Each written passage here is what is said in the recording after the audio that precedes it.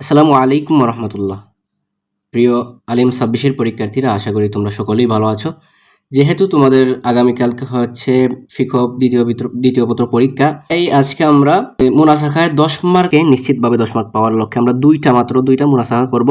দুইটা গুরুত্বপূর্ণ মুনাসাখা, যেগুলো করলে আশা করি ইনশাল্লাহ তোমরা আগামীকাল যে কোনো একটা অবশ্যই পাবে পরীক্ষায়। ঠিক আছে, তো আমরা আজকে এখন আমরা এই ১ নম্বর মুনাসাখাটা করব। ঠিক আছে, তো প্রথমেই দেখতে হবে কে মারা গেছে এবং কাকে রেখে মারা গেল। তাহলে মাতা রাজুলুন, একজন লোক মারা গেছে, কারে রেখে মারা গেছে এটা কিন্তু খুব গুরুত্বপূর্ণ। তুমি বুঝতে হবে যে কাকে রেখে মারা গেছে।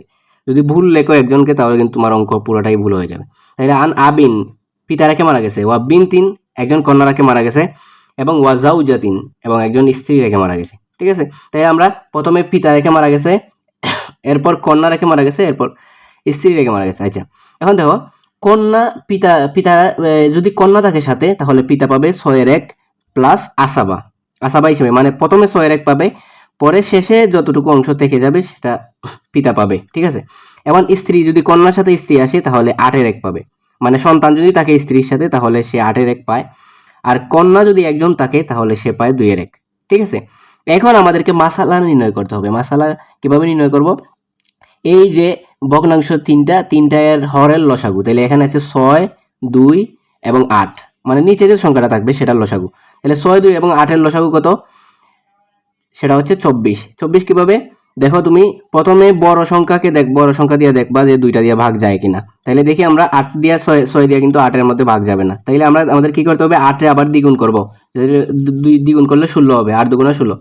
তাহলে ১৬ এর মধ্যেও কিন্তু ৬ যায় না, তাহলে আবার আরেকটা গুণ দিতে হবে। তখন কি হবে? ৩ আর ২৪ হবে। তো ২৪ এর মধ্যে কিন্তু এই ৬ও যায়, ২ও যায়। তাহলে ৬ সাইড ৬ ২৪ এবং ২ দিয়ে কয়বার যায়? ১২ দুগুণা ২৪। তাহলে আমাদের মাসালাটা কত হচ্ছে? ২৪। তাহলে আমরা লিখে দিলাম যে মাসালা হচ্ছে ২৪। এখন এই যে তাদের অংশটা আমরা বন্টন করে দেবো। ২৪-এর ৬-১, ২৪-এর ৬-১ তুমি বাইর করবে, মানে ৬ দিয়ে ভাগ দিলেই তো তুমি ২৪-এর ৬-১ পেয়ে যাবে। ঠিক আছে, তাইলে ৬ দিয়ে ২৪-এর ভাগ দিলে কত হয়? ৪ হয়। আমরা লিখলাম ৪। আবার দেখো কন্যা ২ আর ১ মানে কি? ২ দিয়ে ভাগ দিবা ২৪-রে, তাহলে ২৪-রে ২ দিয়ে ভাগ দিলে কত হয়? ১২, ১২ দুগুণা ২৪। আবার ধরো স্ত্রী ৮-এর ১, তাহলে ৮ দিয়ে ২৪-রে ভাগ দিলে হবে ৩ ৮ ২৪, তাহলে ৩ হবে। ঠিক আছে, তাইলে আমাদের কিন্তু এই প্রথম অংশ কিন্তু ভাগ করা শেষ। এখন দেখতে হবে অতঃপর কে মারা গেল, পরে কে মারা গেছে। তাহলে আমরা দ্বিতীয় লাইনে চলে যাই। সুম্মা মাতাতি যাওজাতু, স্ত্রী মারা গেছে, তার মানে এই যে স্ত্রী মারা গেছে আমরা মৃত লিখে দেব। তার আর কোনো হিসাব নাই, তার হিসাব এখানেই ক্লোজ হয়ে গেছে।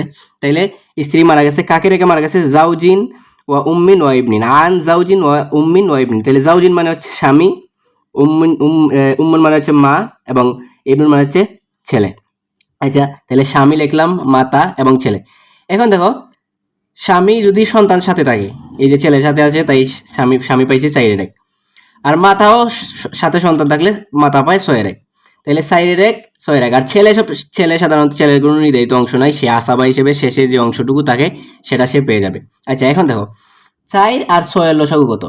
৪ আর ৬ এর লসাগু হচ্ছে ১২। ১২-র মধ্যে দেখো ৪ দিয়ে ৬ এর মধ্যে যায় না বড় সংখ্যা, তাহলে আমরা দ্বিগুণ করি, ৬ দুগুণা ১২, তাই ১২-র মধ্যে যায়। ৪ যায় ৩ বার আর ৬ যায় ২ বার, তাইলে আমাদের মাসালা হচ্ছে ১২।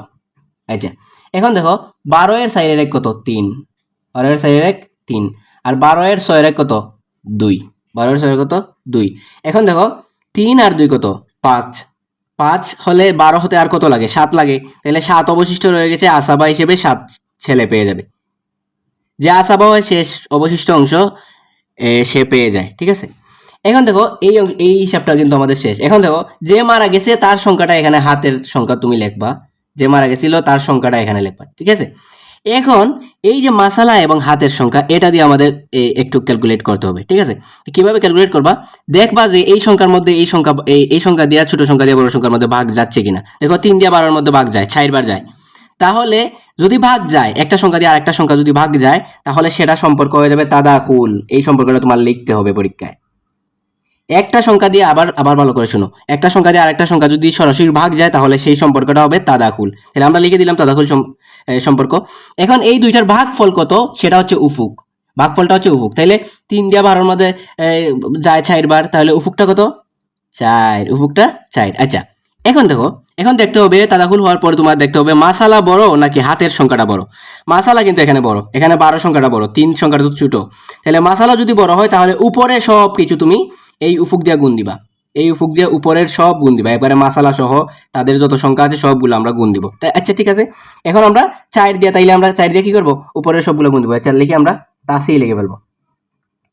তাসি সমান সমান কত, 4 দিয়ে এই মাসালারে 24 এর গুণ দিব, 24 গুণ 4, তাহলে 24 গুণ 4 সমান সমান কত, 96। 96। আচ্ছা এখন দেখো আমরা কি বলছি, সবগুলারে গুণ দিতে হবে, উপরের সবগুলারে গুণ দিতে হবে। তাহলে এই যে এখানে 4 দিয়ে গুণ দিলে 4 4 কত পাইবো, এই এখানে কিন্তু আসাবা হিসেবে উনি 5 পাবে, একটা মিস্টেক হয়ে গেছে, এখানে কিন্তু উনি আসাবা হিসেবে 5 পায়, কারণ 12 আর 4 কত 16, 16 আর 3 কত 19, 19 আর 5 থেকে যায়, তাহলে এখানে 5, এই যে 9, উনি কিন্তু 9 পাইছে। ঠিক আছে, এখন 4 নং কত, এই যে 4 দিয়ে গুণ দিতে হবে না সবগুলারে, তাহলে 4 নং কত 36, 4 নং 36।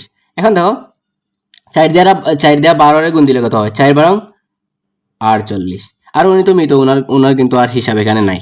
ঠিক আছে, পরে আবার দেখো পরের লাইনে, এই 3 নম্বর লাইনের আমরা হিসাবে চলে যাব। ঠিক আছে, পরে 3 নম্বর লাইনে কি, সুম্মা মাতাতিল বিনতু, কন্যা মারা গেছে, এরপর কি করেছে, আন জাউজিন ওয়া বিনতাইনে ওয়া আখিন, তাইলে দুইজন কন্যা, স্বামী রেখে মারা গেছে, তারপর আবার দুইজন কন্যা রেখে মারা গেছে, তারপর আর কাকে রেখে মারা গেছে, ভাইকে রেখে গেছে। ঠিক আছে, এখন স্বামী, 2 কন্যা এবং ভাই। ঠিক আছে, তাহলে স্বামী আমরা আগেও দেখছি যে সন্তান থাকলে স্বামী পায় সাইডে এক, লেখছি সাইডে এক।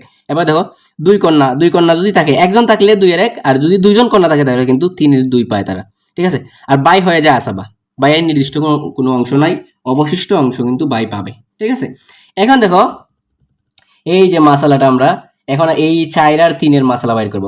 4 আর 3 এর মাসালা কত হবে দেখো, তাহলে বড় সংখ্যা কত 4 না, তাহলে 4 দিয়ে 3 দিয়ে ভাগ যাবে না, তাহলে 4 এর আমরা 2 গুণ করব, তাহলে 8, আর 4 দুগুণ 8, তাও যায় না, 3 গুণ করব, 3 4 12, এখন দেখো যায়, তাহলে আমরা 12, 3 দিয়েও যায় ভাগ, 4 দিয়েও যায় ভাগ। কয়েক ভিডিও কাট হয়ে গেছিল, আবার একটু দেখো, আমরা এখানে ছিলাম যে মাসালাটা হচ্ছে 12। ঠিক আছে, তাহলে 12 এর 4 এর কত 3, ঠিক আছে, আর 12 এর 3 এর 2 কত 8, ঠিক না, তাহলে 3 এর 2 8 কিভাবে, 3 দিয়ে ভাগ করলে কত 4 কয়টা পড়ে, তাহলে 4 দুগুণা এই যে 2 ভাগ, আমরা 4 দুগুণা 8, তাহলে 8 রে আমরা 2 কর্ণের মধ্যে ভাগ করলে কত হয় 4 যোগ 4। ঠিক আছে, দুইজন না, তো দুইজন হচ্ছে 4 যোগ 4। আর তোমরা কি করবা, তোমরা দুইজনের নাম আলাদা দিবা, দুইজনের আলাদা করে দিবা, এখানে আমি বুঝার সাথে এখানে দুইজনের একসাথে দিয়ে দিছি। ঠিক আছে, এখন দেখো 8 আর 3 কত 11, 11 আর 12 হতে কত লাগে 1 লাগে, তাহলে এই অবশিষ্ট অংশটা বাইরে দিয়ে দিলাম। ঠিক আছে, তাহলে এই হিসাবটা আমাদের শেষ হয়ে গেছে। এখন দেখো, এখন আমাদের হিসাবটা কি লাগবে, কিসের হিসাব লাগবে, যে এই যে হাতের আর মাসালার হিসাব। এখন হাতের সংখ্যা তুমি কোনটা ধরবা, এই যে মারা গেছিল কে, বিন্তুন মাতাতিল বিন্তু, কন্যা মারা গেছিল, এই যে কন্যা মারা গেছিল কত রেখে মারা গেছে 48 রেখে, এই 48টা আমরা এখানে লিখবো হাতের। ঠিক আছে, এখন 48 ধরে রাখে মারা গেছে, 12 আর 48-এর মধ্যে আমরা দেখবো যে ভাগ যায় কিনা, দুইটা সংখ্যার মধ্যে ভাগ যায় কিনা, দেখো তো ভাগ যায়, 4 বারং 48, আমরা নামতা যারা এই 12 নামতা পড়লেই দেখতে পারবো যে 4 বারং 48, 4 বার যায়, তাহলে 4 বার যেহেতু ভাগ গেছে, তাহলে সম্পর্কটা হচ্ছে তাদাকুল। আমরা আগে দেখে আসছি যে তাদাকুল কিভাবে হয়, ভাগ গেলেই তাদাকুল হবে, তাহলে সম্পর্ক লিখবা তাদাকুল। এখন দেখো ভাগফল হচ্ছে উফুক, উফুক কি ভাগফল, তাহলে 48 দিয়ে 48 দিয়ে 12 দিয়ে ভাগ দিলে কত হয় 4, 4 বারং 48, তাহলে উফুকটা হচ্ছে 4। এখন দেখো আমরা বলছিলাম যে মাসালা যদি বড় হয়, এখানে মাসালা বড় ছিল তাই আমরা উপরে গুণ দিছি, এখানে কিন্তু হাতের সংখ্যাটা বড়, হাতের সংখ্যা বড় হইলে নিচে গুণ দিতে হবে।